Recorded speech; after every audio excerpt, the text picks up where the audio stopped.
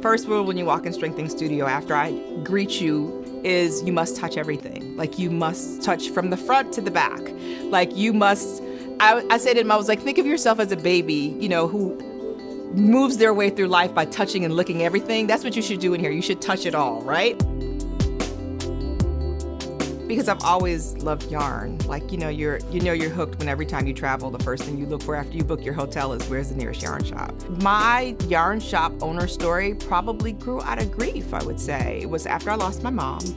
And I think it had been a whim a couple years before that when I first moved back to New York.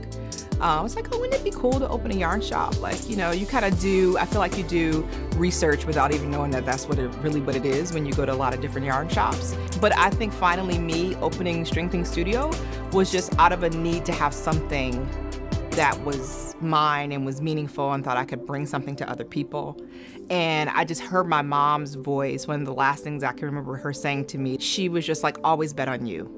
Like, you've always been that kid, no matter what you decide you wanted to do, you make it happen, She said, bet on you, so I opened a yarn shop. The first time I'd heard about Knit Stars, it was actually from an employee of mine who worked at my shop in another yarn, had worked at a previous yarn shop, and she told me about it. And I was like, what is this thing? And I was fascinated at the idea of being able to have access to these designers and technique people and things that I couldn't get to come to my little shop, or for that matter, couldn't get to. But I enjoyed watching Michelle's because she was just, first of all, her entire aesthetic is so simple and clean and very, like you can dress it up or down and you don't feel overdressed or overdone. It reminds me of like the knitted version of Eileen Fisher. Even though I've never had any aspirations of being a designer, it just made me think about the technique of knitting and how you put things together and what would look good on somebody and how what you think will look good on you actually can. I like that. Like I think Michelle's presentation and the way that she approached, the way she thought about design and the way that she went about constructing her pieces, I've translated that, I feel like, into the entire experience of knitting in general. Like there's nothing you can't do, you just what you tell yourself you can't do, and we can make it all work. It has pushed me in thinking that I can do color work, extensive color work, and the whole color dominance conversation, and be able to speak about it from a perspective of like, okay, I understand it. It pushes me in that respect. It pushes me personally into saying, like, I can do this. Like just doing a swatch of the color work portion is exciting for me, to just be able to challenge myself to say that I can do it.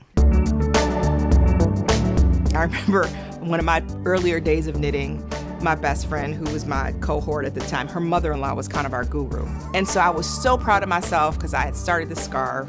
And I was like, this is great. This looks beautiful. And she came in to my house, in my kitchen. And I was like, Myrtle, look, like this looks great. And she was just like, okay. She looked at it, she says, this is all wrong. You're gonna have to rip this out. And I was just like, no, actually, I'm okay with it. Like, I'm really okay. She was just like, no, and proceeded to rip my scarf. I turned to my girlfriend, I was just like, you have to get her out of here. She is no longer welcome. It's okay. If I liked it, she should have just been like, if you like it, then it's good. And you shouldn't should all over people, right? Don't should all over people. You should this, you should that. You should do what makes you feel happy. So I really tell people, like beginning knitters, they're like, there's a hole here, like, but there's a hole. And I'm like, you know what? You can consider it a hole, or you can consider it a design choice, right? You can choose to rip it out, or you can leave it. So I always say, don't rip out your swatch. Leave it. Your cast on is gonna be crappy. You're gonna drop stitches. You're gonna split the yarn. You may get those answered if you do a Knit Stars, right? Because it allows you in privacy to be able to figure some things out on your own. You may get questions answered that you may feel like, oh, that's such a stupid question. They literally go through everything step by step, from like what their thought process was before they, when they thought about designing this piece, to I tried this many times, look at this many swatches that I had to go through to get to the final project that I deemed was perfect for a pattern, right? So I think it just makes it real for people. It's just, the designers don't just wake up one day and go, here's this incredible pattern. Like it doesn't, it's work. You put time into it, and the more time you put into it, the better it'll be.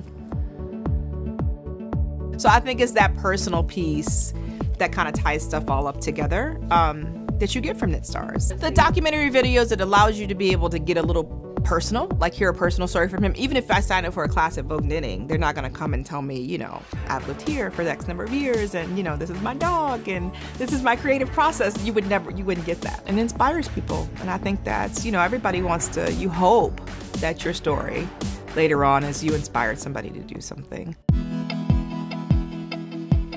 I feel more connected to people now than I ever did when, you know, I wasn't forced to stay home and, you know, do a lot of things via Zoom. But as far as being connected around to people via Knit Stars, absolutely.